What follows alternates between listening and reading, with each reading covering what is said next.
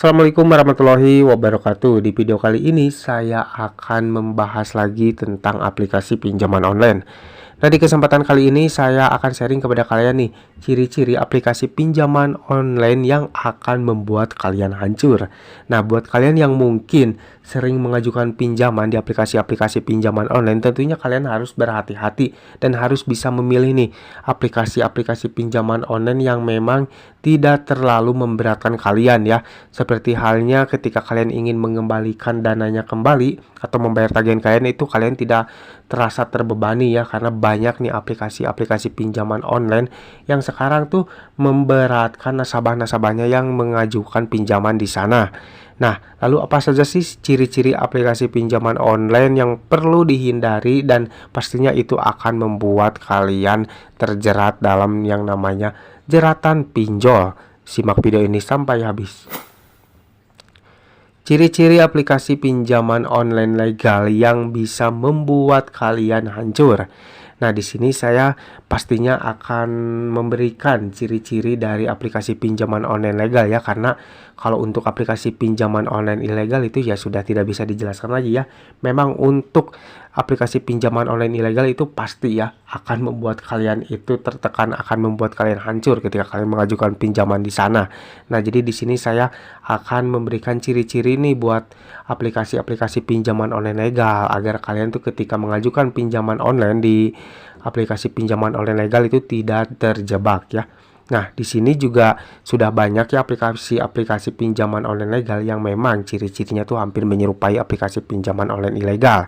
Yang pertama adalah tenor atau mungkin waktu untuk pengembaliannya itu cukup pendek ya.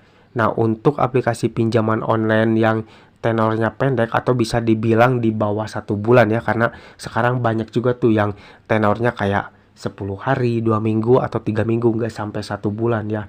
Nah, buat kalian yang mungkin menemui tenor yang pendek kayak gini di aplikasi pinjaman online legal, alangkah baiknya kalian jangan pernah mengajukan pinjaman di sana ya. Tentunya ini akan memberatkan kalian ketika kalian ingin mengembalikan lagi pinjaman kalian atau membayar tagihan kalian, apalagi disertai dengan bunganya ya. Pasti itu akan memberatkan kalian kalau memang tenornya tuh di bawah 1 bulan. Jadi buat kalian yang mungkin menemui aplikasi pinjaman online yang tenornya sangat pendek, alangkah baiknya kalian jangan pernah mengajukan pinjaman di sana. Yang selanjutnya adalah potongan admin yang cukup tinggi. Nah, biasanya untuk aplikasi-aplikasi pinjaman online yang memang potongan adminnya tinggi itu memang suka memberatkan nasabahnya yang mengajukan pinjaman di sana ya.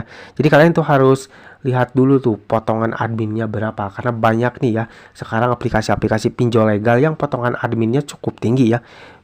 Bisa dibilang seperti ini ya, jika kalian mengajukan pinjaman 1 juta itu biasanya uang yang keterimanya itu sekitar 750 atau mungkin 700. Itu sudah pasti ya akan merugikan kita, dengan kita nanti mungkin membayarnya dengan bunganya ya pastinya akan di atas 1 juta, sedangkan uang yang kita terima di bawah 1 juta itu sangat merugikan dan pastinya akan memberatkan kalian.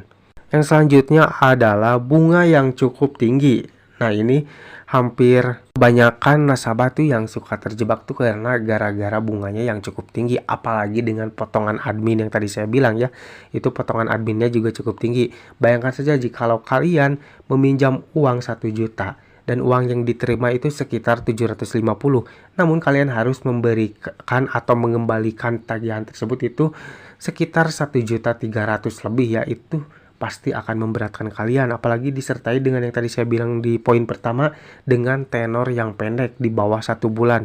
Pasti kalian akan kebingungan ketika kalian ingin mengembalikan pinjaman kalian di aplikasi tersebut ya. Nah, disinilah faktor utama atau salah satu pemicu banyak nasabah-nasabah yang mengalami gagal bayar di aplikasi pinjaman online, karena untuk tenor, bunga, dan juga dendanya itu sangat berkaitan ya. Mulai dari tenor yang pendek, untuk bunganya juga cukup tinggi, dan potongan adminnya juga cukup besar. Itu pasti akan memberatkan si nasabah yang mengajukan pinjaman online di aplikasi tersebut. Nah, perlu kalian ketahui juga nih, biasanya nih untuk ciri-ciri aplikasi pinjaman online yang seperti ini, biasanya nih untuk penagihan atau peringatannya itu juga cukup rajin dan juga cukup gencar. Biasanya nih di hari-hari sebelum jatuh tempo mereka sudah mulai mengirimkan peringatan-peringatan kepada kalian. Tentunya ini akan sangat mengganggu ya kepada kalian ketika mungkin ponsel kalian itu berdering setiap hari ketika mendekati jatuh tempo. Karena memang biasanya untuk aplikasi-aplikasi yang mempunyai ciri-ciri seperti ini tuh untuk penagihan dan peringatannya juga cukup gencar ya.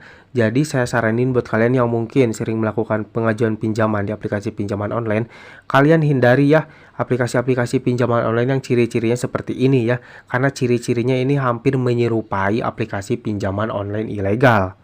Yang mana jikalau kalian mengajukan pinjaman di aplikasi pinjaman online yang mempunyai ciri-ciri seperti ini, pastinya kalian akan merasa keberatan ketika kalian ingin mengembalikan tagihan kalian ya, dan kalian pastinya akan terbebani nih dengan bunga dan juga potongan adminnya.